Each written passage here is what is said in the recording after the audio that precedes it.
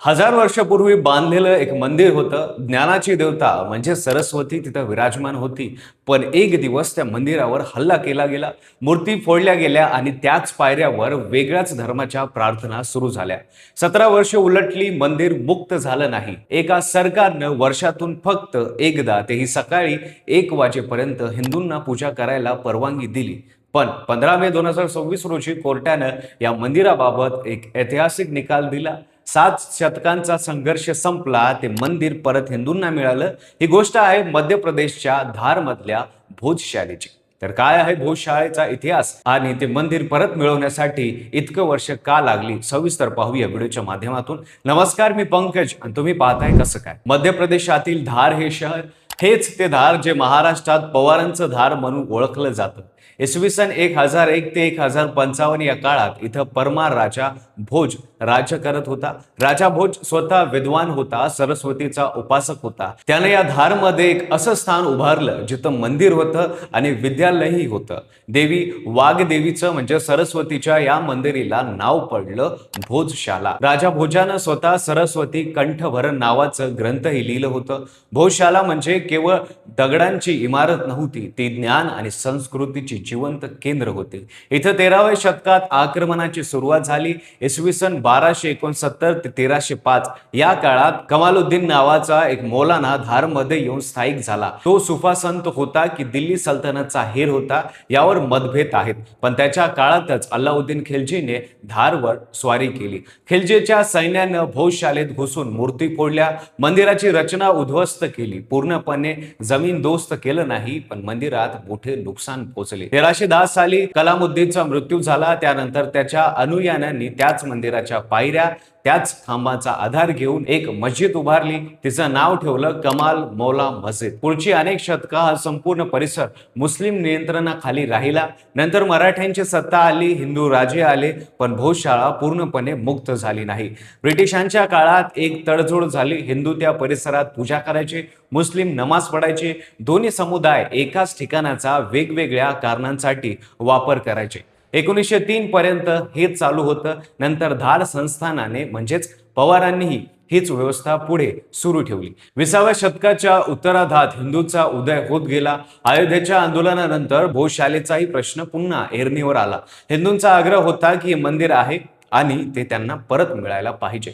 1997 साल तत्कालीन मुख्यमंत्री दिग्विजय सिंग यांनी एक निर्णय घेतला, ज्यानं आग आणखी भडकली. त्यांनी जाहीर केलं की भोजशाळेत दर शुक्रवारी मुसलमानांना नमाज पढता येईल, पण हिंदूंसाठी मात्र वर्षातून फक्त एकदा वसंत पंचमीला, आणि तेही सकाळी 12 वाजेपर्यंतच पूजा करता येईल. 6 फेब्रुवारी 2003 रोजी वसंत पंचमी होती आणि त्याच दिवशी शुक्रवार होता.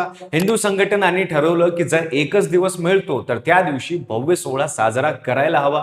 मध्य प्रदेश, महाराष्ट्र आणि इतर राज्यातून 9 लाख हिंदू धारमध्ये दाखल झाले आणि तणाव उसळला. त्याच दिवशी नमाजाची वेळ होती. मुस्लिम समुदाय आता जाण्यासाठी आग्रही होता. प्रशासन दिग्विजय सिंग सरकारच होतं. पोलिसांनी हस्तक्षेप केला आणि गोळीबार झाला. त्या गोळीबारात अनेक हिंदूंचा जीव गेला. दंगल दोन्ही बाजूंना झाली असली तरी बळी मात्र हिंदूंचे पडले. यानंतर 1,16,00,000 रुपयाचा दंड ठोठावला गेला, तोही केवळ हिंदूंवर. 2003च्या विधानसभा निवडणुकीत काँग्रेसचा मध्य प्रदेशात पराभव झाला. शिवराज सिंग चौहान मुख्यमंत्री झाले आणि 2003 पासून 2026 पर्यंत मध्य प्रदेशात भाजपाची सत्ता कधी संपली नाही. एका राजकीय चुकीनं पक्षाचं काय होतं याचं हे उत्तम उदाहरण आहे. आर्किओलॉजिकल सर्व्हे ऑफ इंडियानं एक नवीन व्यवस्था जाहीर केली. हिंदूंना मंगळवारी पूजा करता येईल, मुस्लिमांना शुक्रवारी नमाज पढता येईल आणि बाकी दिवस मंदिर बंद राहील. हे वर्षानुवर्ष चालू राहिलं. 11 मार्च 2024 रोजी हिंदू संघटनांनी मध्य प्रदेश हायकोर्टच्या इंदोर बेंचमध्ये धाव घेतली. त्यांचा युक्तिवाद होता की ASI ची व्यवस्था आम्हाला मान्य नाही, हे संपूर्ण कॉम्प्लेक्स हिंदूचं आहे. कोर्टाने आदेश दिला की या संपूर्ण परिसराचं वैज्ञानिक सर्वेक्षण करण्यात यावं. ASI ची टीम 98 दिवस तिथं काम करत राहिली. त्यांनी 2000 पानांचा अहवाल कोर्टांना सादर केला.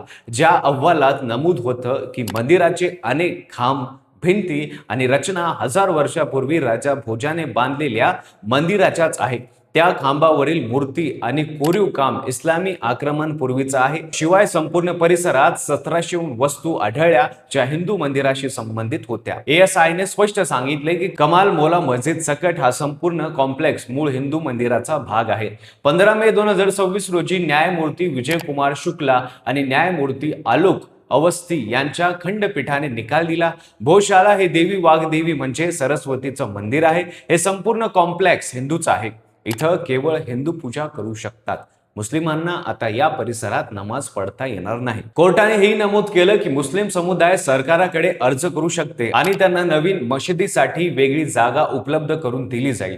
कोर्टाने अयोध्या निकालातील तत्वांचा आधार घेतला आणि म्हटलं की भोजशाळेतील हिंदू पूजा कधी थांबली नव्हती, त्यामुळे हिंदूंचा हक्क अबाधित आहे. कोर्टाने लंडनच्या म्युझियममध्ये असलेल्या देवी सरस्वतीच्या मूर्तीच्या परतीसाठीही सरकारने प्रयत्न करावेत असं सांगितलं आहे. 1000 वर्षापूर्वी एका राजाने ज्ञानाची देवी प्रतिष्ठापित केली. 7 शतकाच्या संघर्षात ते मंदिर विध्वंसाला समोर गेलं, राजकारणाचा बळी ठरलं, पोलिसांच्या गोळ्यांचा साक्षीदार झालं, पण मंदिर भक्कमपणे उभं राहिलं. 15 मे 2026 रोजी भोजशाळा मुक्त झाली. हा प्रश्न आता सुप्रीम कोर्टात जाण्याची शक्यता आहे. ASIच्या 2000 पानाच्या अहवालाच्या आधारे दिलेला हा निकाल. आता एक प्रश्न उरतो, 7 शतकांपूर्वी बांधलेलं मंदिर कोणी कब्जा केलं म्हणून मस्जिद होत नाही? भोजशाळेची गोष्ट फक्त एका मंदिराची नाही, ती या देशाच्या इतिहासाची आहे, संघर्षाची आणि न्यायाची गोष्ट आहे. पण न्याय मिळायला इतके दिवस लागले का? तुम्हाला या व्हिडिओबद्दल काय वाटतं ते आम्हाला कमेंटमध्ये नक्की सांगा. व्हिडिओ आवडला असेल तर लाईक करा, चॅनलवर नवीन असलं तर चॅनल सबस्क्राईब करा आणि बेल आयकॉनला दाबायला विसरू नका आणि पाहत राहा फक्त कसं काय.